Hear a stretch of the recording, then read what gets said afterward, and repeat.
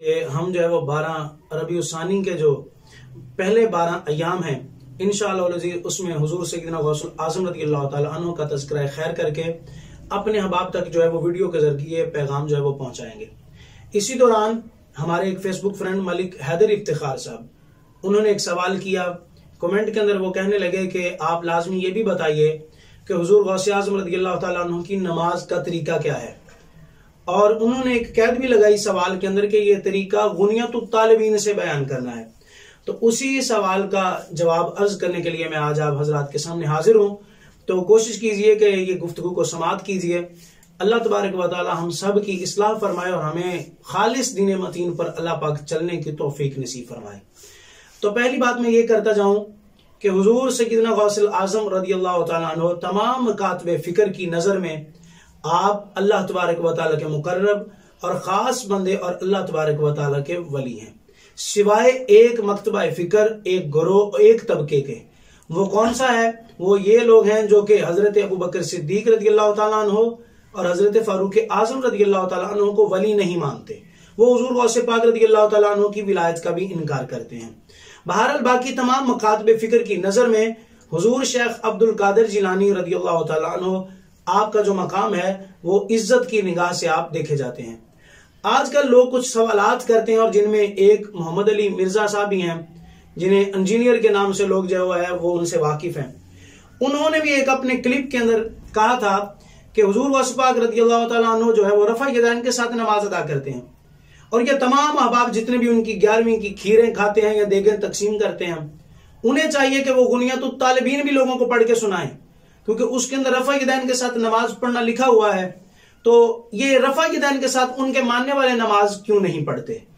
और बाद में ये भी कहा कि जब मैं ये सवाल करता हूं तो मुझे आगे से ये कह दिया जाता है, सुन्नी हज़रात ये कहते हैं, अवाम अहले सुन्नत समेत उलमा भी ये कह देते हैं कि हुजूर गौसे पाक रहमतुल्लाहि तआला अलैह तो एक हम्बली बुजुर्ग हैं और वो हजरत इमाम अहमद बिन हम्बल रहमतुल्लाहि तआला अलैह की तकलीद करते हैं।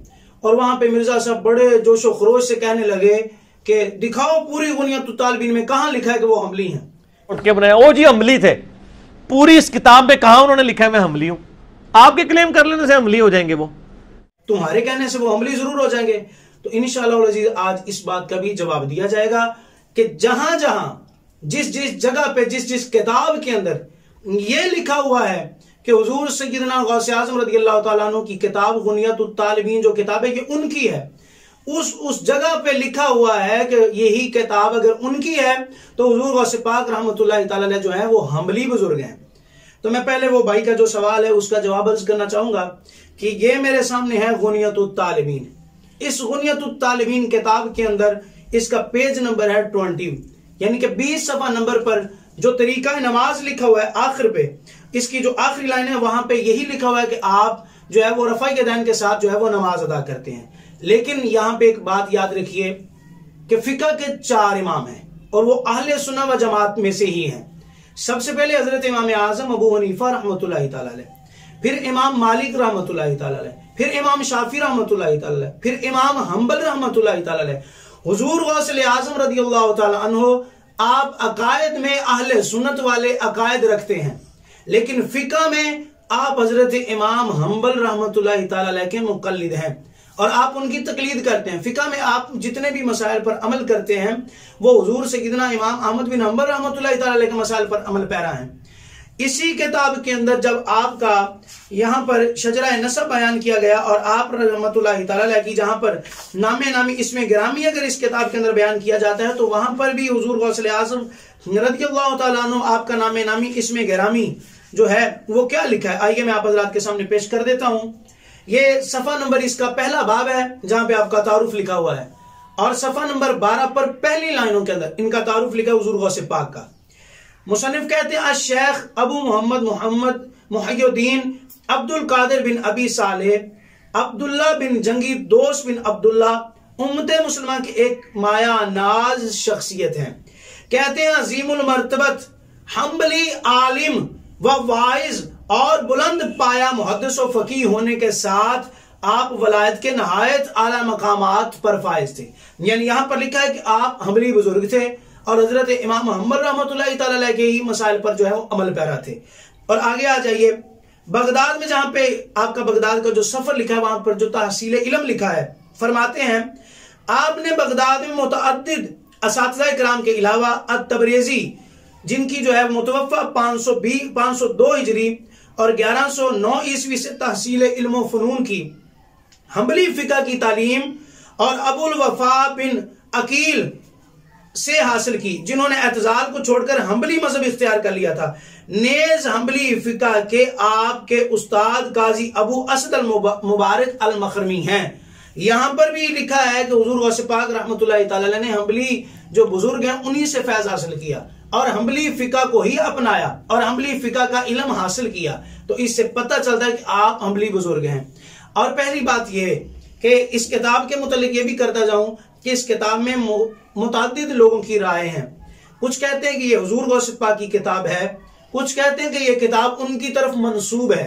अच्छा, अगर आप हजरात कहते हैं कि ये नहीं उन्हीं की किताब है, तो यहां पे ये भी बात सुनिए, जहां पे नमाज का जिक्र लिखा है ना, जो लोग कहते हैं जी नहीं जी नमाज का जिक्र भी बयान करो, नमाज का तरीका भी बयान करो, इसी नमाज का तरीका सफा नंबर 20 पे ये बात भी लिखी है कि नमाज की जो शक्लें, नमाज की जो हैयतें हैं, फरमाते हैं वो 25 हैं।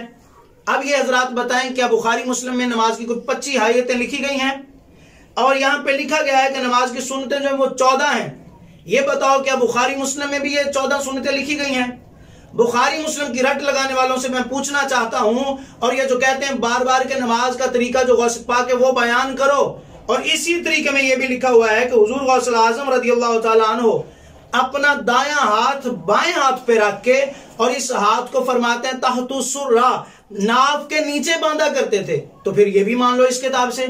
और दूसरी बात, इसी नमाज के तरीके में ये भी लिखा हुआ है कि जब करार की जाती तो आमीन आहिस्ता कहना, आमीन आहिस्ता कहना भी इसी किताब में लिखा हुआ है। फिर ये भी बात मान लो।